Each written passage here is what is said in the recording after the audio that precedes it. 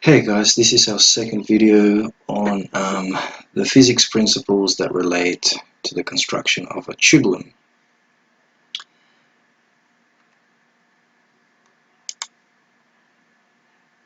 Okay, so in this particular video, we're going to be dealing with air columns, but most importantly, we're going to be seeking to understand how these notes that are generated in air columns are subscribed, and how are their frequency or these notes organized. Okay, first thing that we need to understand is this idea of the chromatic scale. Now, throughout history, many musicians and mathematicians have organized an order for these musical scales in different random forms. So there'll be a different sequence of tones which they would occur in. But it was only within 16th, 17th century that this format came to be. So what they do, if we look at this piano here, we have these successive notes, C, D, E, F, G, A, B. And what happens is, in order for this to be organized in a logical manner, we've got these other sharp keys in between. So C to C sharp, D to D sharp, E. Between E and F, there's no sharps that occur, but following through, we do have an F sharp. We've got a normal G, followed by G sharp, an A sharp, and then a B. Okay, so that's a series of 12 notes, and what happens is we actually dub this when you're moving between one particular key or one particular note in this scale, in this chromatic scale, we said that to be a semitone. When you move between two notes, so you can see I've skipped the black note here and I've gone to D straight away, we say that to be a whole tone. Now, the interesting thing here to note is that once you've completed these series of notes and get to the end of it, the next note that is to follow is an octave higher. So you'll find a C at a higher frequency. So we can look at that. So every 12 notes, starting from a particular note, here we will just use C. Once they have occurred, the next following note will be the next octave, which will be higher. Now, the ones that we're actually dealing with is from the octave of C2, which is 65.41 Hertz, which we have constructed already. And somebody else is also going to be constructing C3, which is 130.82 Hertz.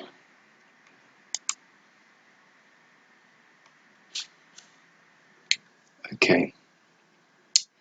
Now these notes have a particular number which relates them together. So every semitone is separated by the equivalent of 1.059463 Hertz.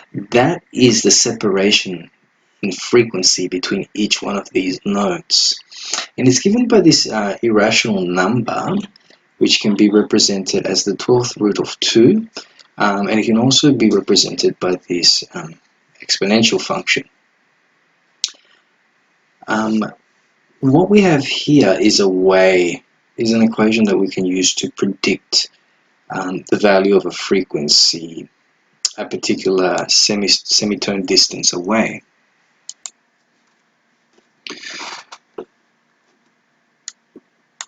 So this expression actually relates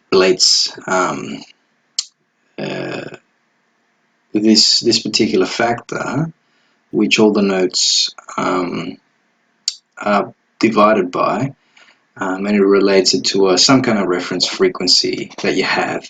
So say that your reference frequency is 65.41 Hertz, and you want to figure out what the frequency would be of the note, which is 6 semitone away, given by this variable n.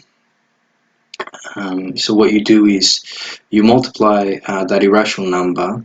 You use the tone, the semitone, the distance of semitones away from that particular frequency, from your particular reference frequency, and use that as an exponent.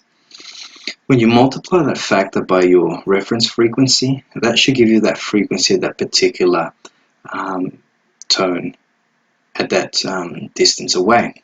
So here we've got 65.41 Hertz as our reference frequency, and what happens is we want to figure out what is going to be the tone in Hertz, the frequency of that 6 note away from this C2, and we figure out that it's 92.50 Hertz.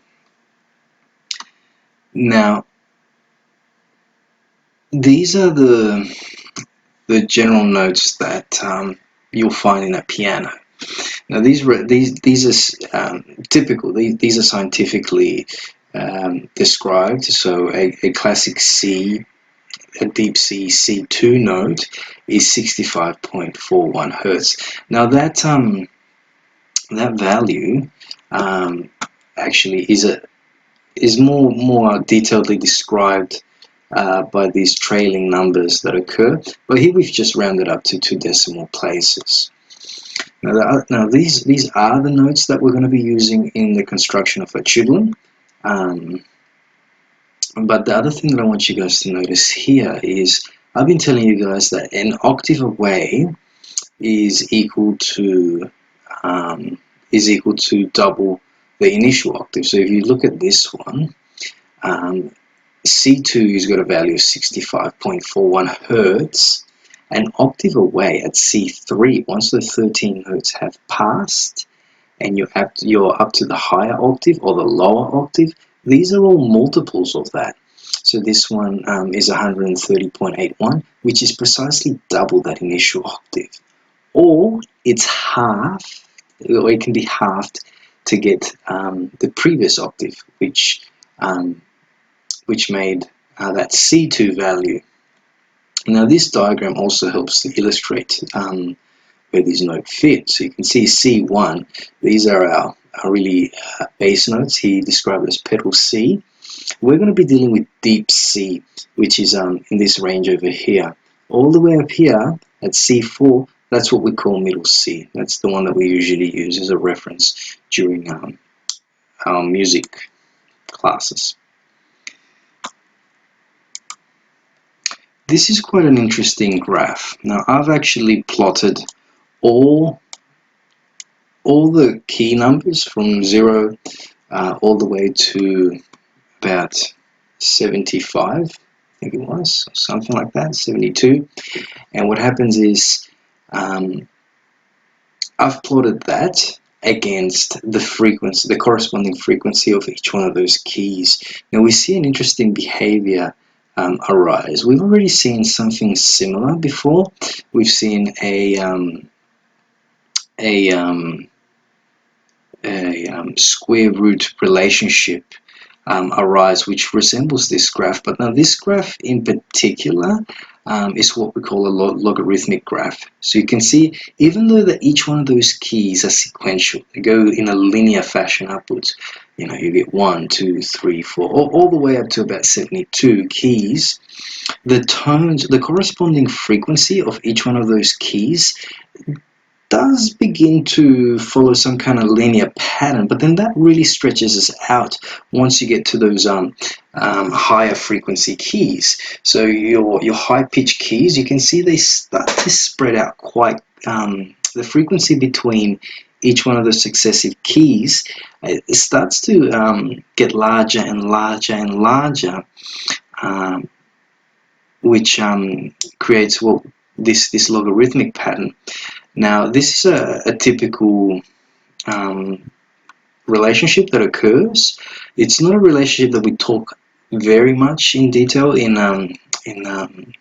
stage 6 physics, but it is an interesting phenomenon that does arise. So this usually occurs when you're comparing lengths or intensity. So for example, sound tends to have a decibel scale. They use the decibel scale, which also is logarithmic and follows this relationship.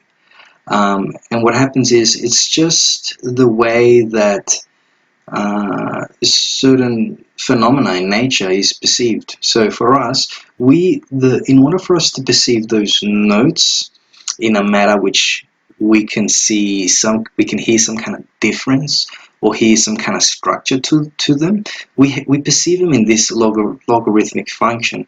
If we didn't perceive it in this logarithmic function, we probably wouldn't be able to have a chromatic scale or be able to organize those notes. So that's the interesting thing about this graph. Now, to shed some light why those frequencies rapidly increased as they got higher in pitch, it comes down to this relationship. So here we got this basic equation. Again, this is one of those equations that's not going to appear in your HSC, but in terms for our depth study, it's quite useful. So here we got some variable O, which we're going to denote as the octave, or how many octaves between particular frequencies, and this is our ratio. So we're going to have the highermost frequency of a note at some kind of distance away, divided by some kind of starting frequency. Here we're analyzing octaves, so we can see the difference in those frequencies between the two octaves. Remember, they're always doubling in nature, is going to give you the quantity of octaves in between them. But this general expression just kind of relates it all together. What this is here, this log to the log base 2, this is saying what number must be multiplied, must be included in the exponent of 2 to give you the quantity of octaves in between. It's not really that important, but I've tried to include it here diagrammatically to make sense. So we can see here that at one octave apart from 65.41 Hertz to the next octave, C3, 130.82, they're about a double distance apart. Now, in order for me to find the distance to the next octave, you can see that's not going to be a multiple of 2. It's actually going to be a multiple of 4. So we got 1, 2, 3, 4. That's C4. Now, again, if we want to get to the next octave, we're doubling it from the original value of 65.41. So now it's not going to be 4, it's going to be 8. So we're going to 1, 2, 3, 4, 5, 6, 7, 8. These octaves are doubling in nature, and because they're double in nature, that frequency exponentially increases. So you can't just multiply 65.41 by 4 and that factor to get to the 4th octave away from that. No, you have to consider the doubling nature of these octaves in order to get there. Anyway, so if you look at the next octave over, it's going to be a distance of 16 apart. So we can't even fit it here, but you can see that would stretch out onwards. So these sequence of numbers arise due to the logarithmic nature of the frequencies in tones. So you can see when you multiply it by 2, you get to the next octave across. In order to get to the 3rd octave from that reference position, you have to multiply it by 4. In order to get to the next octave, you have to multiply by 8, 16, 32, 64. They have this exponential relationship, which also relates to logarithms. So if you look at this bottom example here, again, what value must 2 be raised to in order to get a value of 2? Well, that's 1. And this is expressed in the exponential relationship. 2 to the power of 1 is equal to 2.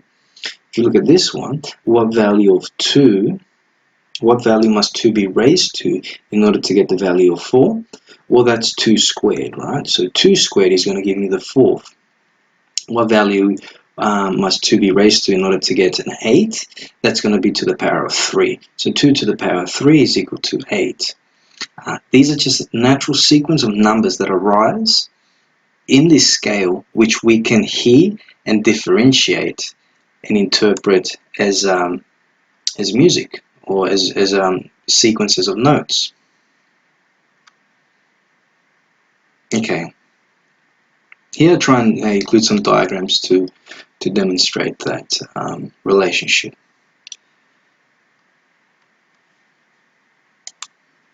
Okay, what we got here, rather than having every successive note, key in a piano plotted against its particular frequency, I've just included the octaves here. So again, you can see how those octaves are distributed. Again, as you approach the higher pitched octaves, you can see that spread between them starts to become significant, to the point that they bring this stereotypical logarithmic curve that occurs. And the complete nature of understanding how these relationships arise is quite complex. So if you don't really understand it, just understanding that they are logarithmic in nature will suffice to understand. And you will know that you won't get a complete linear relationship, and you'd have to have some kind of equation of this particular line to define how these frequencies are varied with the increasing quantity of the keys.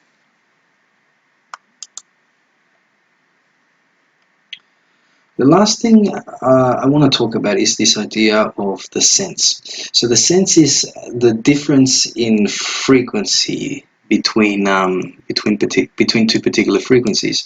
So the first thing that you need to understand is, like, yes, we do have 12 semitones in an octave, but each semitone is worth 100 cents. So what happens is, you can see in an entire octave you'd have 1200 cents, but what you need to use the units of sense for is to help define where a particular frequency of a tone is, and to what extent is it completely noticeable as that tone, or it no longer resembles that tone. So if you look at 50 cents, it's the halfway point between two particular frequencies. At this point, you wouldn't be able to properly interpret what that tone was. At 25 cents, we can actually tell when a musical tone is off. It's once we start to get to this 10-cent range is when we can kind of not perceive what exactly that difference is, and we just assume that tone is completely fine. When we get a range of 5 cents, that's exactly where we want to be at. That's the minimum error that we can accept in a particular frequency to completely recognize it.